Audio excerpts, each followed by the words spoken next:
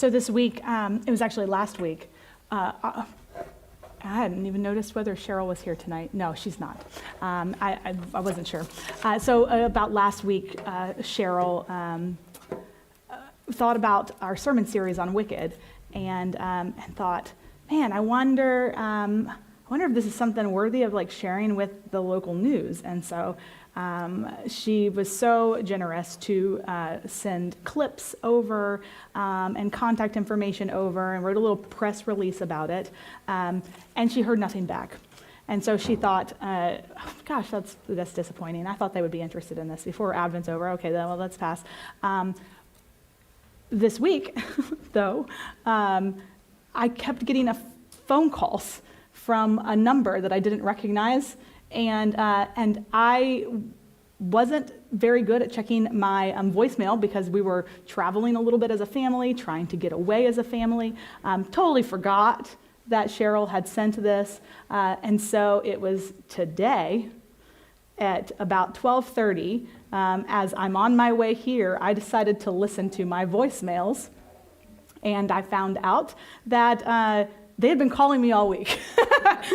So, yeah, they had been calling me all week, but they didn't want to call us about the fact that we did a sermon series on Wicked. It was somebody calling to ask about Christmas. They wanted a statement from a pastor, and because she had sent my info, I was just like an easy go. And so they wanted a statement from a pastor in the area on whether or not Christmas has gotten too materialistic. It was about materialism. And so I thought on my way here as I'm driving, it's funny, my spouse doesn't even know that this happened because I was on my way here when this happened. I thought I'm just going to call her back real fast. So on the way I called her back, she answered, and I said, I think you need a statement about Christmas and materialism. And she said yes. So I thought I said the first thing that came to mind, which is, well, materialism is an interesting thing considering that the entire story of the incarnation is about God becoming material. Think about that for a second. The entire story of the incarnation is about God, one we cannot see, one we feel, or one we wonder about becoming flesh, something actually material, taking on material to be with us. She didn't actually really like my answer that much, so so I'm not sure I'm going to be featured in any news story. But I don't know. Yeah, I mean, we can talk about Good Friday, or we can talk about Black Friday, and then we can talk about all of the buying. And I don't know if you are a parent here tonight wondering if you bought too much or too little. I wonder if you're sitting here wondering. I wonder if you're a parent here tonight wondering about Santa. Will Santa bring the thing that your child's heart has really solidified around? I wonder if you're wondering just what is too much and what is too little. But I could not get over this idea that when I think of, I was trying to come up with the theology around it, trying to digest that she wanted a statement on materialism, and thinking, gosh, there is nothing more material than Jesus coming to be with us, God coming to be with us in Jesus. And that we at Christmas say that is the greatest gift we could receive.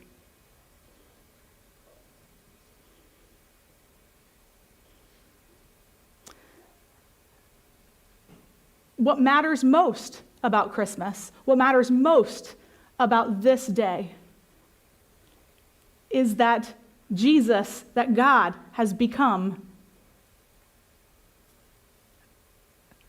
real, something we can touch, something we can feel. Knows the feel of hay. Knows the sounds that annoy us. Knows the smells that make us gag. Right? That is what makes this so extraordinary. It's what matters most about Christmas. There are, the last 200 years of our culture has turned Christmas, though, into a season of idealization of often the nuclear family, right? But also the experience, the spirit of Christmas. What does that mean? How do I make that happen in my family, for my child? But it's Christmas that says what matters is not this sense, this feeling, this spirit that we can't see, that we're pining to find, right? That's not what matters about Christmas. Instead, the incarnation says it's women with no status who happen to be teenagers who are pregnant, who somehow matter. How material is that, right?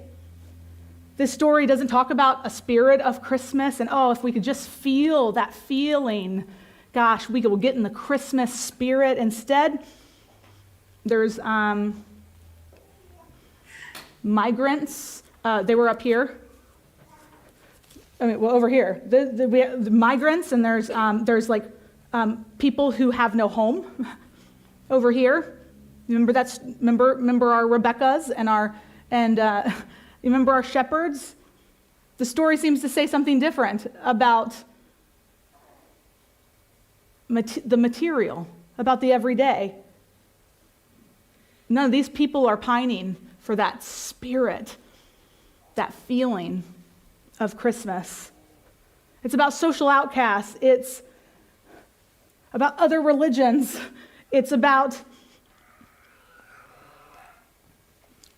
something wholly different than what we're trying to contrive in all of our efforts of sentimentality and perfection to get the presents just right, not too much, not too little, to give the right experience until it's perfect, until we all feel that thing that makes us feel like family, maybe.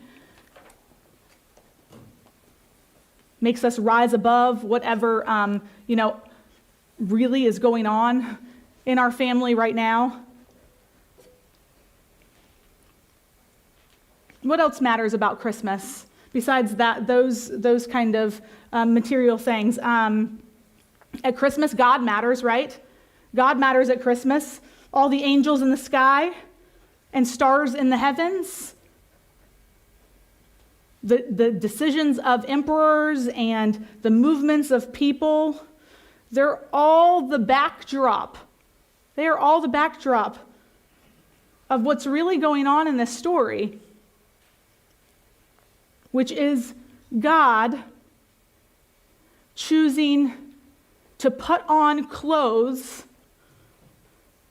to have feet, for those feet to get dirty to be with us. And the whole of the Old Testament is about God wanting to be with us, right? And everybody trying to get a handle on that feeling, on that sense, on that power, on that mystery. And then when it finally comes to be with us, it's about as materialistic as it could be. What else matters in this story? What's the other part of this gift? God matters. These matter. But Jesus is not just God.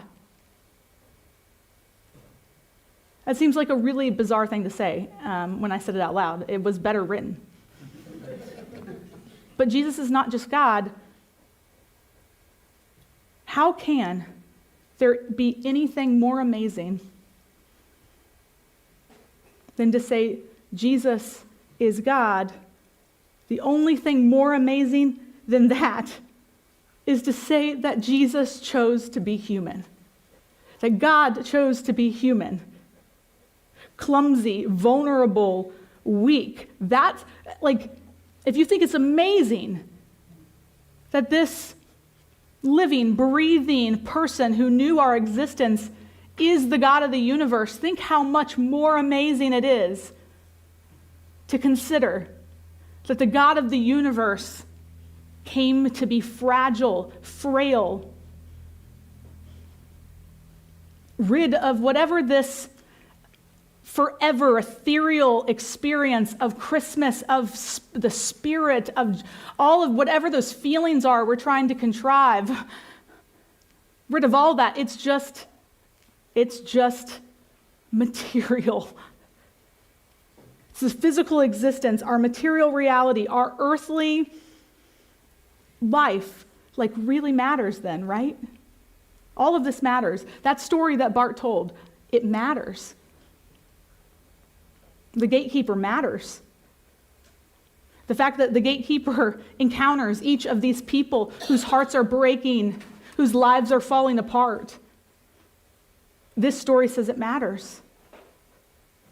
The story says you matter. All of that wrapped into one miraculous story on a night where our minds are half drifting off to whatever experience of Christmas we might create next. I think it's okay if all you settle for this year is to just get a little bit more materialistic in all the right ways. Does that make sense? You learn to touch the ground and smell flowers